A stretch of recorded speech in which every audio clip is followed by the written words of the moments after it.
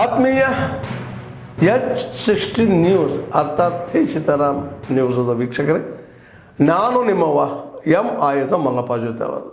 ತಾವು ಈಗ ಸುದ್ದಿಗಳ ಲೋಕಕ್ಕೆ ಎಂಟ್ರಿ ಹೊಡಿತಾ ಇದ್ದೀರಿ. ಈ ಸುದ್ದಿಗಳನ್ನು ಪ್ರತಿಯೊಂದು ನೋಡೋ ಜೊತೆಗೆ ನಿಮ್ಮ ಅಭಿಪ್ರಾಯಗಳನ್ನು ಹೊಸ್ತಾ ಇರಿ. ಯಾಕಂದರೆ ಈ ಸುದ್ದಿಗಳು ನಿಮಗಾಗಿ, ನಿಮ್ಮ ಬದುಕಿಗಾಗಿ, ನಿಮ್ಮ ವೈಚಾರಿಕೆಗಾಗಿ, ನಿಮ್ಮ ತಿಳುವಳಿಕೆಗಾಗಿಯೂ ನಿಮಗೂ ಗೊತ್ತು. ಜೊತೆಗೆ ನಮಗೂ ನಿಮ್ಮೊಂದಿಗೆ ಇದೊಂದು ಮಾತಾಡುವಂಥ ಜೊತೆಗೆ ಸುದ್ದಿಗಳನ್ನು ಬಿಡುವಂಥ ಕೆಲಸ. ಈ ಕೆಲಸದಲ್ಲಿ ನಾವು ನಿಮ್ಮೊಂದಿಗೆ ಇದ್ದೀವಿ ಅಂತ ಹೇಳ್ತಾ ನೋಡ್ತಾ ಇರಿ ಸುದ್ದಿಗಳನ್ನು.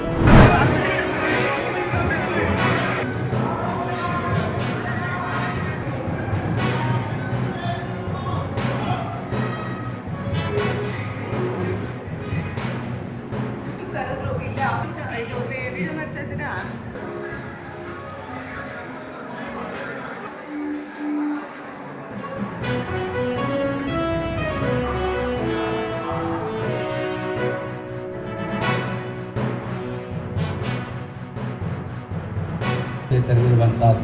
ನನ್ನ ಕೊನೆಗೆ ಅವತ್ತು ಉದ್ಘಾಟನೆ ಮಾಡಿದ ಸಂದರ್ಭದಲ್ಲಿ ಕೇಂದ್ರ ಸರ್ಕಾರದ ಒಂದು ಮಳಿಗೆ ಕೂಡ ಇದೆ. ಅಲ್ಲಿ ಹೋದಂಥ ಸಂದರ್ಭದಲ್ಲಿ ಏನಿದೆ ಅಂತಂದರೆ, ಇವತ್ತು ಕೇಂದ್ರ ಸರ್ಕಾರದಲ್ಲಿ ಏನೆಲ್ಲ ಯೋಜನೆಗಳಿದೆ ಅಂತ ನಮಗೆ ಗೊತ್ತಿಲ್ಲ. ಅಷ್ಟು ಯೋಜನೆಗಳ ಒಂದು ಪ್ರದರ್ಶನವನ್ನು ಅಲ್ಲಿ ಮಾಡಿದ್ದಾರೆ. ಆ ಪ್ರದರ್ಶನದ ಜೊತೆಯಲ್ಲಿ ಯಾವ ಜಿಲ್ಲೆಗಳಲ್ಲಿ ಏನೇನು ಸಾಧನೆ ಮಾಡಿದ್ದಾರೆ, ಎಷ್ಟು ಉಪಯುಕ್ತ ಆಗಿದೆ, ಅದ್ರ ಪ್ರಯೋಜನ ಪಡ್ಕೊಂಡಿದ್ದಾರೆ ಎನ್ನುವಂಥ ಮಾಹಿತಿನೂ ಕೂಡ ಅಲ್ಲಿ ಒದಗಿಸಿಕೊಟ್ಟಿರುವಂಥದ್ದು. ಹಾಗೆ ಇವತ್ತು ಕೇಂದ್ರ ಸರ್ಕಾರವು ಕೂಡ ಏನೆಲ್ಲ ಯೋಜನೆಗಳನ್ನು ಇವತ್ತು ಜಾರಿಗೊಳಿಸಿದೆ ಎನ್ನುವಂಥ ಮಾಹಿತಿಯನ್ನು ಪಡ್ಕೊಳ್ಳೋದಕ್ಕೆ ನಮಗೆ ಇದೊಂದು ಮುಖ್ಯವಾದಂಥ ವೇದಿಕೆಯಾಗಿರುವಂಥದ್ದು. ಹೀಗೆ ಎಲ್ಲ ಕ್ಷೇತ್ರಗಳಲ್ಲಿಯೂ ಕೂಡ ಈ ಒಂದು ವಸ್ತು ಪ್ರದರ್ಶನ ಬಂದಂತಹ ಅವರಿಗೆ ಉತ್ತಮ ಮಾಹಿತಿ ಮಾರ್ಗದರ್ಶನ ಮಾಡುವುದರ ಮುಖಾಂತರವಾಗಿ ಅದು ಪ್ರಯೋಜನಪೂರ್ವಕವಾಗಿರುವಂತಹದ್ದು ಅನ್ನುವಂತಹ ಮಾತನ್ನ ಈ ಸಂದರ್ಭದಲ್ಲಿ ಹೇಳ್ತಾ,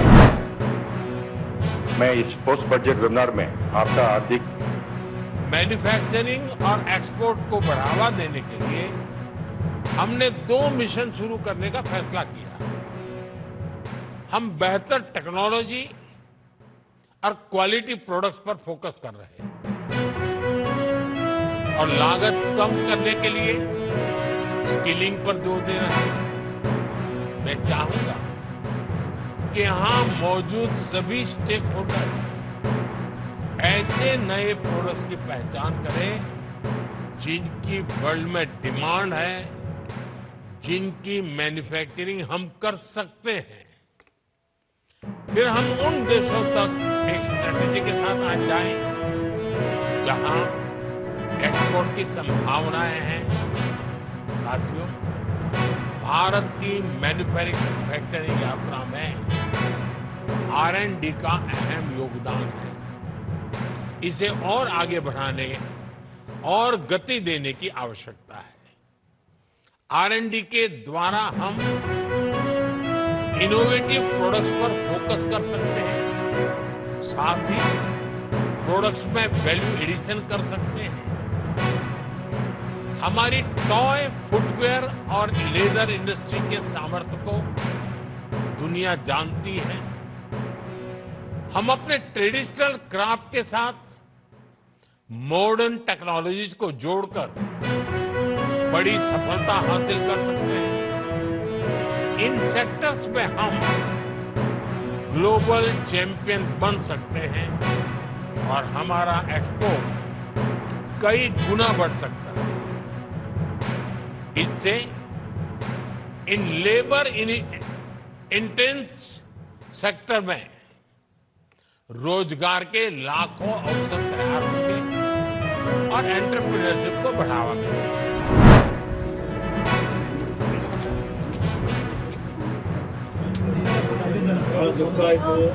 ಸಮಾಧಾನ ಮಾಡ್ಕೊರಿ.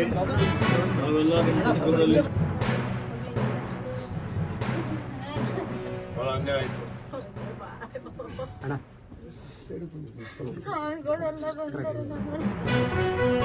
ಮಾಡ್ತೀವಿ ತಾಯಿ.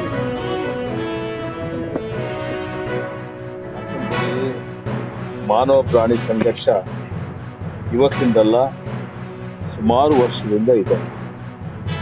ಆದರೆ ಇತ್ತೀಚೆಗೆ ಅರಣ್ಯದಿಂದ ಆನೆಗಳು ಹೊರಗಡೆ ಬಂದು ಇವತ್ತೇನು ಕಾಫಿ ಎಸ್ಟೇಟಲ್ಲಿ ಬೇರೆ ಬೇರೆ ಕಡೆ ಇಲ್ಲೇ ಇದ್ದುಕೊಂಡು ಬೆಳೆ ಹಾನಿ ಆಗ್ತಾ ಇರ್ತಕ್ಕಂಥದ್ದು, ಅದ್ರ ಜೊತೆಲಿ ಜೀವ ಹಾನಿನೂ ಆಗ್ತಾ ಇದೆ.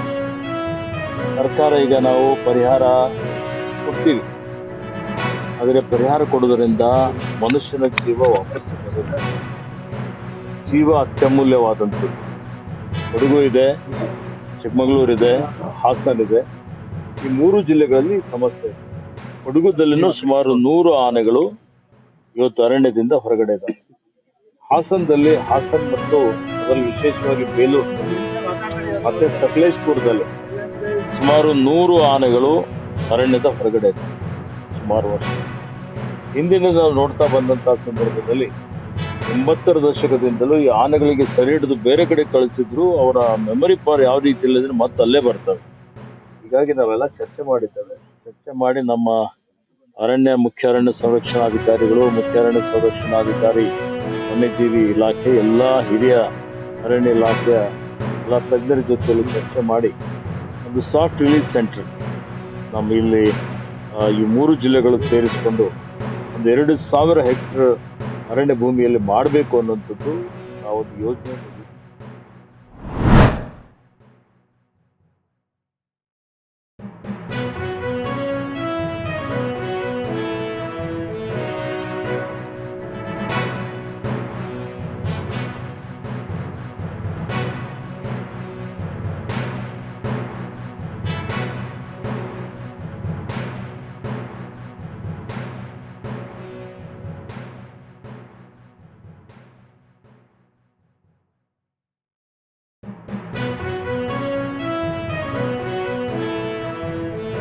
ಫಸ್ಟ್ ಪಾರ್ಲಿಮೆಂಟ್ ಬಸವಣ್ಣವರಾಗಿದೆ, ಕಮಾದಲ್ಲಿ ಅದೆಲ್ಲ